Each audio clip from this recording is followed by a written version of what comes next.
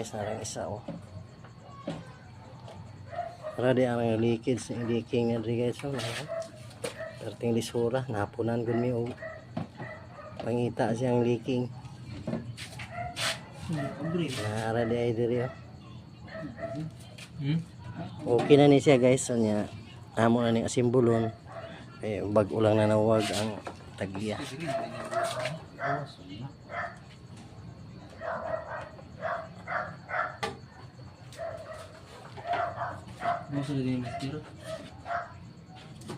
Diri na kutob guys, God bless inyong tanan.